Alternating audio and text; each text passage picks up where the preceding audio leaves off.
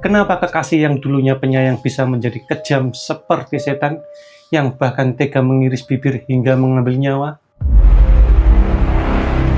Kasus yang pertama ini berasal dari Bandung yang viral akhir-akhir ini. Bahkan KDM, Gubernur Jawa Barat, sempat menawarkan 250 juta bagi siapapun yang berhasil menangkap pelaku. Dan siapa yang bisa menemukan Taufik Hidayat, menyerahkannya kepada aparat atau menginformasikan kepada aparat keberadaannya, saya memberikan hadiah 250 juta rupiah sebagai bentuk partisipasi saya agar Taufik Hidayat segera ditemukan dan segera ditangkap. Walau akhirnya dia menyerahkan diri lewat perantara yaitu Pak Dadang, karena pelaku ketakutan dan akhirnya menghubungi Pak Dadang. Oleh Pak Dadang diberikan pilihan logis. Kamu kalau lari terus sampai kakek-kakek pasti bakal capek. Karena sudah ramai, kamu bisa ditangkap warga dan dihakimi sampai mati. Atau kalau ditangkap polisi pasti bakal ditembak. Pilih yang mana? Akhirnya pelaku sepakat menyerahkan diri didampingi Pak Dadang ke Mapolda Jabar. Alhamdulillah udah kita amankan. Atas nama siapa? Taufik, Pak. Taufik siapa? Taufik Hidayat, Pak. Iya, dan aman. Alhamdulillah. Mobil, ya. Alhamdulillah Taufik Hidayat. Kooperatif ya. Siap. Nanti berikan keterangan sejelas-jelasnya di kantor. Kita menuju Polda Jabar ya. Jadi, aku bacakan awal mula kasus ini terjadi. Korban pertama kali mengenal pelaku di sebuah konser musik di Bandung. Setelah menjalin hubungan asmara, pelaku sempat diperkenalkan ke keluarga korban. Selama hampir 3 tahun, korban dibawa berpindah-pindah tempat kos oleh pelaku untuk mengisolasi korban dari dunia luar. Selama disekap, korban disiksa menggunakan tangan kosong, benda tumpul, hingga senjata tajam. Siksaan ini mengakibatkan kedua mata korban mengalami kebutaan permanen, bibir digunting hingga sumbing, kesulitan berbicara, dan tidak bisa berjalan normal. Selain menyiksa, pelaku juga menguras harta korban, termasuk motor dan iPhone senilai puluhan juta rupiah. Sepertinya dia terlalu mendalami profesi.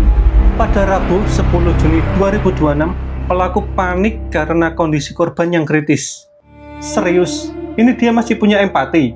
Pelaku meminta penjaga kos mengantarkan korban ke rumah sakit dengan berbohong bahwa korban adalah istrinya yang mengalami kecelakaan. Setelah korban masuk IGD, pelaku langsung kabur melarikan diri. Keluarga yang mendapat pesan dari nomor tak dikenal langsung mendatangi rumah sakit dan histeris melihat kondisi korban yang sudah tidak seperti manusia lagi. Jangkrik, kejem banget ya. Dengarkan sendiri penjelasan korban. Waktu 2 tahun 3 tahun itu kamu nggak boleh keluar dari kosan? Nggak bisa karena udah nggak bisa lihat. Jadi kalau misalkan disiksa nih ya, terus saya mengeluarkan suara kayak gitu, rasanya dia disiksa lagi. Jadi saya kayak kemana-mana. Dia kan terbiasa video kolektor. Jadi kalau misalkan dia pergi lagi konsumen, saya suka tidur. Kalau misalkan ikut, paling saya disuruh pakai masker.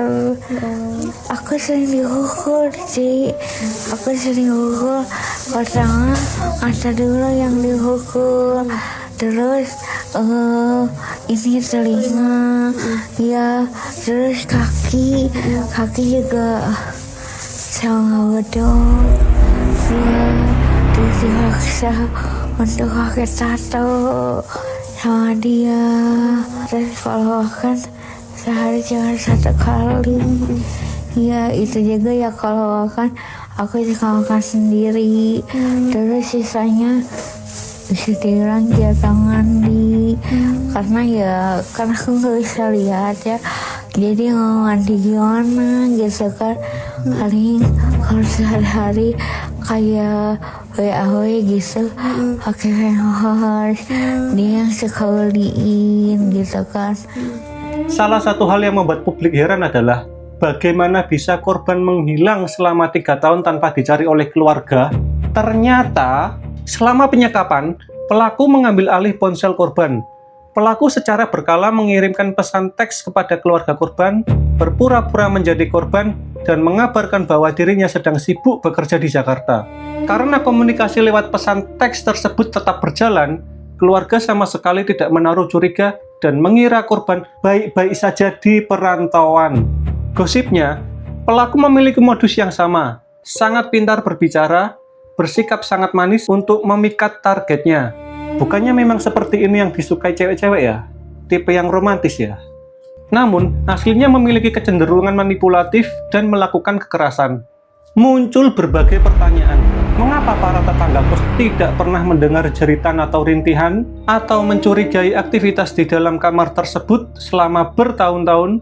Selain karena jika korban merintih atau menjerit, maka siksaan akan lebih kejam, seperti tangan di sudut rokok. Juga, posisi kamar kos pelaku berada di sudut paling pojok dan menghadap langsung ke area persawahan yang sepi.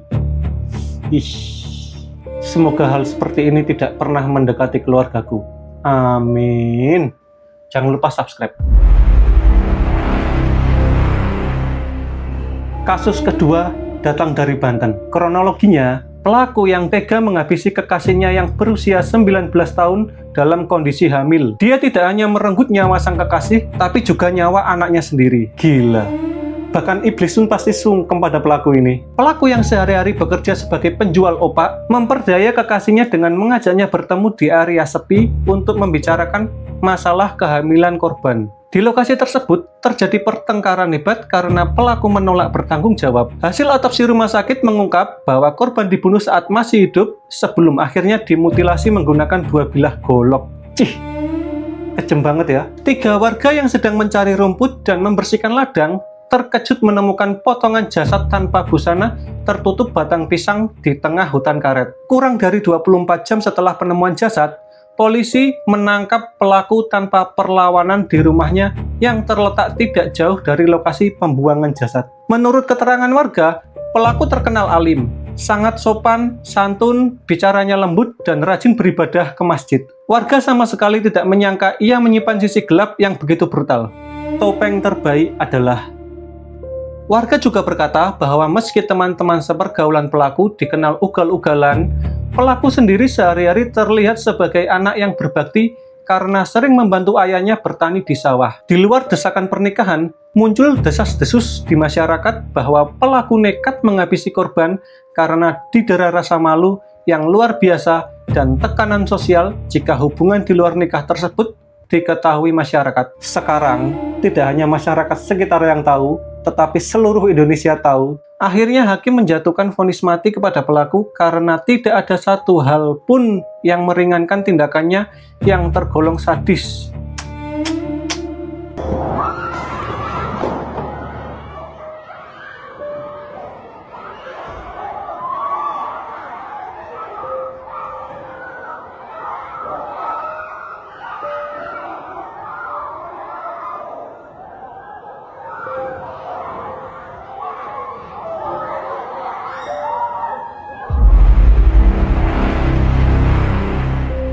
Mungkin kamu juga sudah lupa, tapi di Mojokerto dulu pernah ada kejadian serupa yang lebih sadis. Kronologinya seperti ini. Korban yang bekerja sebagai ojol pulang larut malam sekitar jam 2 malam. Ia kesal karena dikunci dari dalam oleh korban dan harus menunggu 1 jam.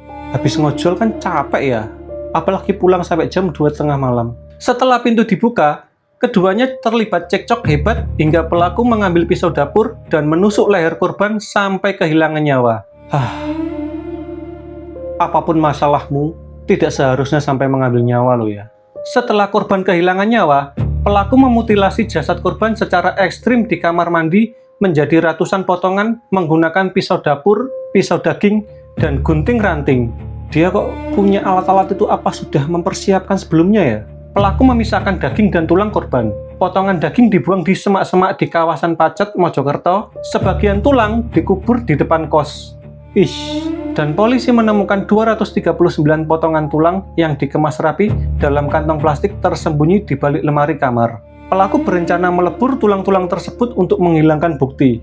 Pada September 2025, polisi berhasil melacak identitas korban dan langsung membekuk pelaku di rumah kosnya tanpa perlawanan. Publik sempat terheran-heran dengan bagaimana pelaku bisa memotong tubuh korban menjadi ratusan bagian yang sangat rapi. Polisi akhirnya mengungkap fakta bahwa pelaku pernah bekerja sebagai tukang jagal hewan. Lagi-lagi terlalu mendalami profesi ya.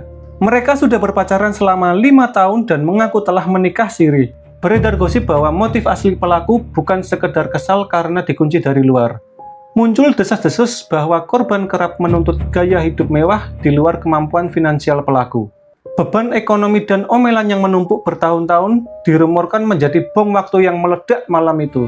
Terlepas dari tindakan pelaku ya, untuk para wanita, jika pasanganmu sudah bekerja keras menghadapi dunia luar, rumah seharusnya menjadi tempat istirahat, bukan medan perang selanjutnya. Pasca memutilasi, tetangga kos sempat melihat gelagat aneh pelaku yang mondar-mandir membawa tas besar. Muncul desas-desus bahwa pelaku sedang mengemasi barang-barangnya untuk melarikan diri ke kampung halamannya di Sumatera Utara. Sebelum akhirnya ditangkap polisi. Tetangga kos sempat membicarakan adanya bau amis menyengat beberapa hari setelah hilangnya korban. Namun, karena pelaku dikenal tertutup, tetangga awalnya mengira bau tersebut berasal dari sisa daging atau sampah biasa. Tanpa menyangka, ada ratusan potongan tulang di balik lemari. Orang bijak pernah berkata, musuh utama cinta adalah waktu. Semakin lama bersama, semakin terlihat wujud aslinya. Secara sah dan meyakinkan bersalah melakukan tindak pidana, melakukan pembunuhan berencana, sebagaimana dalam dakwaan primer penuntut umum. Yang kedua, menjatuhkan pidana pada terdakwa oleh karena itu dengan pidana penjara seumur hidup.